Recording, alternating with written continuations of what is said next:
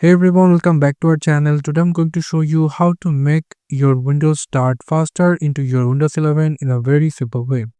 So first, you just need to come over into the search option, going to search for control panel.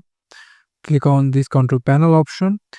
And if you cannot find this windows like this, simply come over into view by, select the category as large icons.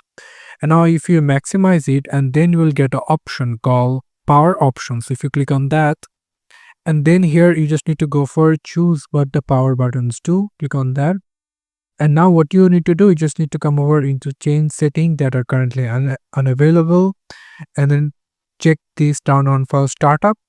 And now if you just restart your PC or open your PC, it will be open faster than before.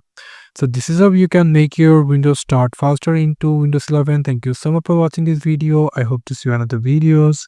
Till then, goodbye.